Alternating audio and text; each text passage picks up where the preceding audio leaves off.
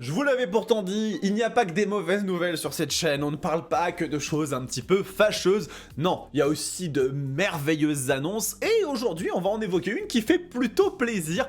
Bonjour tout le monde, j'espère que vous allez bien, on se retrouve pour une nouvelle émission Moto Bistro consacrée à l'actualité de ce monde passionnant qui est celui de la moto. Et aujourd'hui les amis, eh bien c'est le lancement d'Intermote, le salon de moto à Cologne en Allemagne.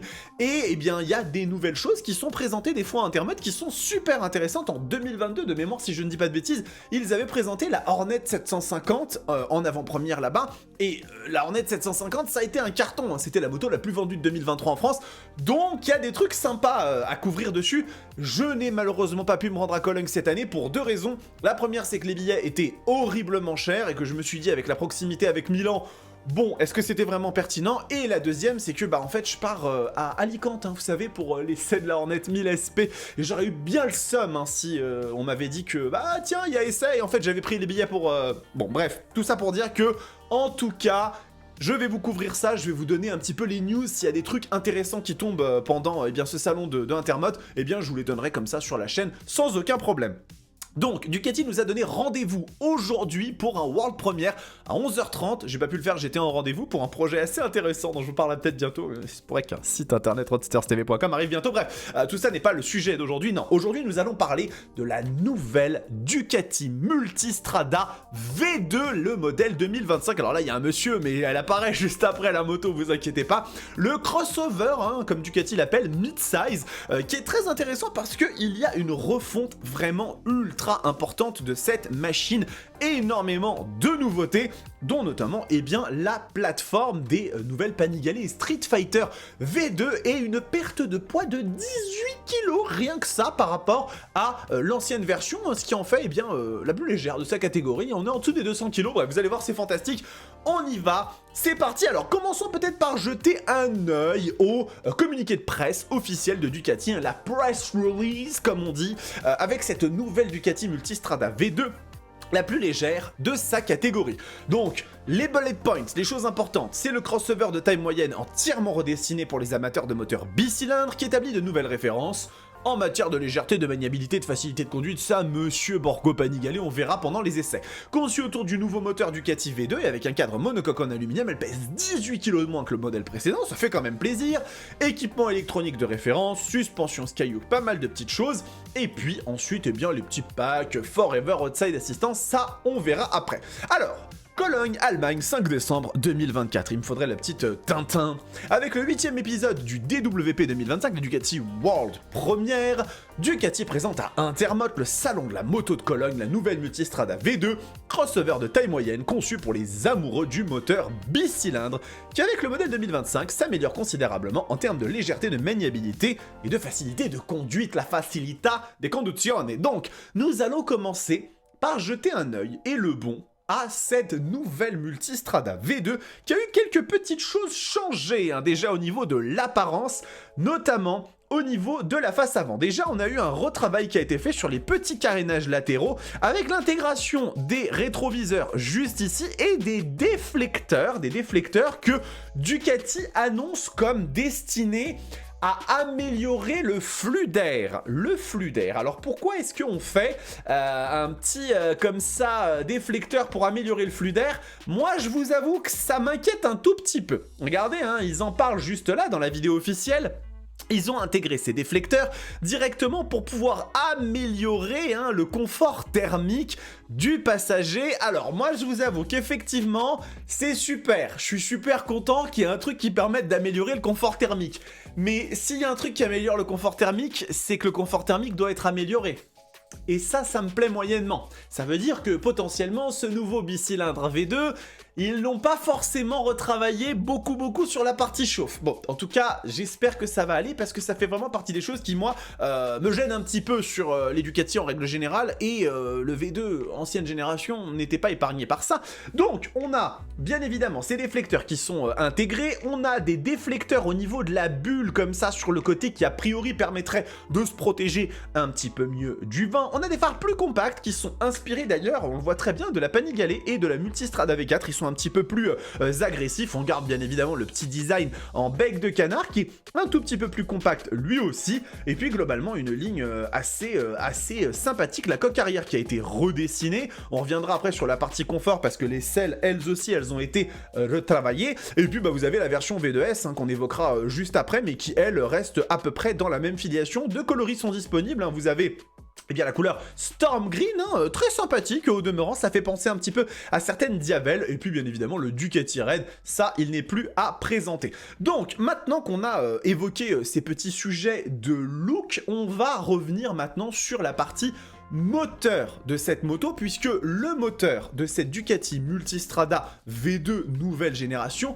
eh bien c'est le bicylindre de nouvelle ère de Ducati, hein, ce bicylindre V2 qui développe du coup eh bien 115 chevaux, hein, on est sur eh bien une version un petit peu moins puissante de celle eh bien des Panigale et Street Fighter, hein, donc on a ici les petites courbes du V2 Engine à 90 degrés et vous allez voir ici on a les courbes qui vont être montrées, donc intéressant parce que intéressant pourquoi? Parce qu'on a 115 chevaux à 10 750 tours minute et 92 Nm à 8250 tours minute. C'est très intéressant. Pourquoi? Parce qu'en fait, eh bien, il s'agit ni plus ni moins que d'un ajustement léger du V2 des Panigale et Street Fighter. Sur ces versions-là, on était à 120 chevaux à 10 750 tours minute, soit le même nombre, hein, on est à peu près à la même chose, et 93,3 Nm à 8250 tours minute, donc c'est la même chose.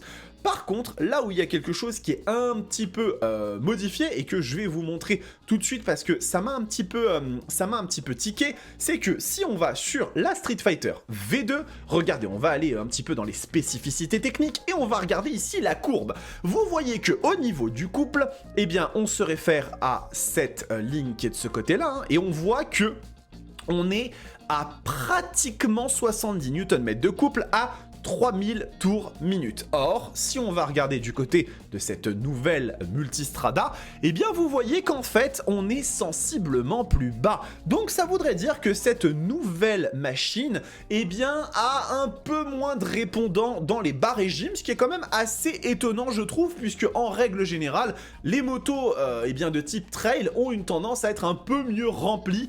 Attention après, le rapport de démultiplication a été retravaillé pour avoir une première courte et une sixième plus longue, de façon à être extrêmement exploitable à plein de niveaux. Donc voilà, à voir. En tout cas, ce qui est sûr et certain, c'est que ce moteur, bah, vous le connaissez déjà, il pèse 54,4 kg, c'est le bicylindre le plus léger jamais produit par Ducati, et il a pas mal d'avantages comme cette fameuse distribution variable hein, qui lui permet eh bien d'avoir une exploitation plus sympa, un couple disponible en permanence hein, grâce à la distribution variable, une consommation réduite de 7% hein, selon Ducati, ce qui est toujours intéressant, et comme je vous le disais, le rapport de transmission dédié, si il veut y aller hein, bien sûr, qui est donc avec un premier rapport court pour une plus grande agilité à basse vitesse et un sixième rapport long pour réduire la consommation et augmenter le confort sur la route. On est très content d'apprendre tout ça. Alors ensuite, on va parler de la partie cycle, puisque cette partie cycle, elle est extrêmement intéressante dans le sens où elle est tout à fait nouvelle. Ils ont retravaillé l'intégralité des éléments et on est eh bien ni plus ni moins sur un nouveau châssis, sur un nouveau cadre, un nouveau bras oscillant. Tout est ici détaillé par Ducati dans les grandes lignes. Donc vraiment un énorme travail qui a été fait sur la machine à ce niveau-là, avec toujours un cadre monocoque en aluminium dont le moteur est un élément porteur, hein, ça c'est une recette que Ducati connaissent très bien. On a une boucle arrière en treillis tubulaire et ce bras oscillant en aluminium qui a été retravaillé. Tout ça, ça nous permet d'avoir une machine qui fait, accrochez-vous bien, 199 kg pour la Multistrada V2 et 202 kg pour la V2S, moins 18 kg par rapport à la génération précédente. Je n'ai pas tous les chiffres en tête, mais je pense que dans la catégorie des trails un petit peu dynamiques comme ça, elle doit vraiment faire partie des plus légères. Il faudrait la comparer à la Tracer 9, à la F900 XR, mais à mon avis, on doit vraiment être dans les machines les plus légères hein, dans ce domaine des trails un petit peu mid-size à consonance un petit peu énervée, les crossovers comme l'appellent les constructeurs. Donc pour le coup, extrêmement sympa de voir que cette machine a un gain de poids significatif, 18 kg sur la balance, ça fait quand même pas mal du tout. Et donc, eh bien, on continue hein, bien évidemment sur la présentation de la Multistrada, avec une selle qui a été retravaillée. Alors ça, très intéressant, la selle a été retravaillée sur la machine pour avoir deux réglages de position, 850 et 830 mm, et si on va dans les options, on peut aller de 790 mm jusqu'à 870 mm, ça c'est vraiment extrêmement sympa. On voit que Ducati font un énorme effort en ce qui concerne eh bien, la hauteur de selle pour que la machine soit la plus accessible pour tout le monde, et ça c'est très très cool. Pour la suite de cette partie cycle, il y a aussi des choses qui sont intéressantes au niveau des jantes qui sont eh bien faites en sorte d'avoir une partie cycle très neutre hein, sur la moto, qu'elle ne tombe pas, qu'elle soit véritablement extrêmement agile et facile à emmener. Donc on a une jante avant de 19 pouces, une jante arrière de 17 pouces. Le tout est assuré par un freinage Brembo M4.32. Je vous avoue que je suis peut-être un petit peu chafouin qu'ils aient pas mis du M50 ou du Stylema, mais bon, ça c'est les choix de Ducati. On va dire que pour une machine de ce poids-là, ça suffit quoi. On va peut-être pas non plus, s'exciter. Et puis c'est surtout pas une machine avec des performances qui sont si élevées que ça. Ensuite, on a aussi un retravail qui a été fait complet sur les suspensions. C'est les nouvelles suspensions, une fourche avant de 45 mm et un nouvel amorto. Les deux qui possèdent eh bien une distance de une course pardon de 170 mm. Donc ça, très très bien, ça nous promet aussi d'avoir une machine qui va être extrêmement agréable à conduire. On verra bien ce que ça donne sur la route une fois que les essais seront disponibles. Et puis bien évidemment sur la version V2S, nous aurons eh bien, des suspensions semi-actives. Alors plein de technologies, des stratégies on va dire anti-dive, anti-squat qui permettent de garder la machine la plus neutre possible sur son assiette quand il s'agit de freiner, quand il s'agit d'accélérer. Donc ça également très très bon. Et puis la machine n'est pas uniquement faite pour être une sorte de monstre absolu, il y a aussi le côté confort, et sur le confort, eh bien sachez que la selle de la Multistrada V2 a été redessinée pour le passager, pour le conducteur, afin de permettre d'avoir plus de confort, notamment au niveau des repose-pieds, d'avoir un petit peu plus de distance, d'être bien. On a une belle bulle qui va vraiment permettre de défléchir le vent, de l'éviter. Alors bon, sachant que moi, je suis un peu grand, je vous cache pas que je suis un petit peu dubitatif sur les plus grands, mais en tout cas elle est ajustable, et on a les fameux petits déflecteurs sur le côté qui permettent d'éviter d'avoir le vent sur les épaules. Finalement en termes de technologie, et ça rejoint un petit peu le côté justement on va dire confort, eh bien on a un bouton précharge minimum sur la machine directement sur les commodos qui permet d'abaisser instantanément la position de 8 mm et de rendre la moto plus accessible. Donc ça c'est vraiment fantastique. Merci à Ducati de penser eh bien, aux passagers qui sont un petit peu plus petits. On finit rapidement avant d'aborder la partie technologie sur la capacité d'emport, puisqu'on est sur une machine qui fait 19 litres, et surtout on a toujours hein, les valises, 107 litres sur le plastique et 117 sur la version aluminium. Ça c'est extrêmement chouette, hein, ça permet vraiment de partir en voyage sans aucun problème. Et puis, comme je vous le disais bien évidemment, on va conclure avec la partie électronique de la machine qui est elle aussi très très poussée, puisque cette nouvelle Multistrada va intégrer le nouvel écran TFT des Street Fighter et des Panigale V2, donc ça c'est très très chouette. On va avoir 5 modes de conduite, hein. On va avoir le mode sport, touring, urban, enduro et wet, chacun réglable, chacun avec des modes d'arrivée de puissance différents qui sont personnalisables. Il n'y a vraiment rien sur une Ducati que vous ne puissiez pas personnaliser en dehors du prix, mais ça voilà c'est autre chose. Et on va avoir eh bien, dans les assistances notamment de l'ABS cornering, du contrôle de traction, de l'anti-wheeling, du contrôle de frein moteur. La machine est très très bien poussée à ce niveau-là. Des nouveaux commodos également qui permettent d'avoir quelque chose d'un petit peu plus ergonomique. Je les trouve assez sympas, j'ai hâte de les avoir en main pour voir ce que ça donne. Et pour terminer la dotation, nous allons avoir eh bien du contrôle de vitesse, du cruise control, bien évidemment régulateur de vitesse, le Ducati Multimedia System qui permet d'avoir de la navigation tour par tour sur la version S, standard sur la version S, les Ducati Brake Light Evo qui sont le stop feu stop d'urgence, pardon, et le Coming On Functionality, ça permet de garder les phares allumés quand vous éteignez la moto. Et puis alors là, attention, carton rouge, un port USB-A en 2025.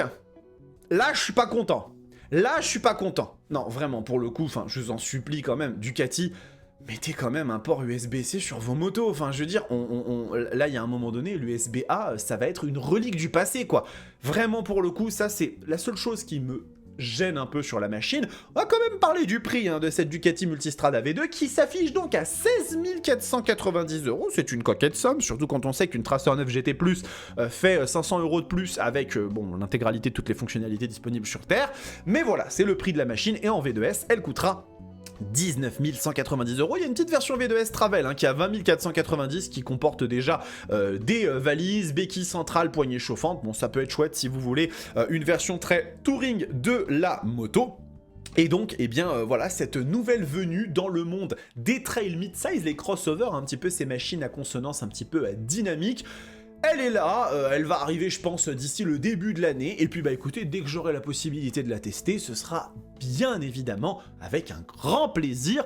Voilà, écoutez, cette vidéo est terminée, j'espère qu'elle vous a plu, je vais essayer de publier ça en début d'après-midi pour que ce soir, vous ayez la vidéo que vous attendez bien évidemment. Est-ce qu'il faut acheter une KTM dans le contexte actuel? Ne vous inquiétez pas, je vais vous donner mon ressenti, avec les informations qu'on a à disposition actuellement, comment je vois les choses pour l'avenir, et vous ferez votre jugement à ce moment-là. Je pense que vous êtes des grandes filles et des grands garçons tout à fait capables bien, de prendre ce genre de décision une fois que vous êtes bien informés. Les amis, c'est fini, j'espère que ça vous a plu, n'hésitez pas à mettre un petit like, un commentaire pour aider au référencement et aussi me donner vos préférences, et puis l'abonnement à la chaîne. L'abonnement à la chaîne, ça aide, ça permet concrètement de me soutenir. J'ai réactivé les abonnements, les membres pour la chaîne, donc on se fera peut-être plutôt ça en live, mais sachez que si désormais vous voulez me soutenir et que vous ne voulez pas aller sur Twitch, ce que je peux comprendre parce que c'est chiant que vous n'avez pas d'abonnement Amazon Prime, vous pouvez désormais vous abonner directement sur la chaîne. J'ai changé le nom, c'est plus les Roadstars, parce que c'était sympa les Roadstars, mais en fait, les Roadsters, ça me semble tout aussi simple et peut-être un peu plus lié directement à Roadsters TV. Bref, on en reparlera en live les amis. En attendant, prenez soin de vous, kiffez vos bécanes. Ciao!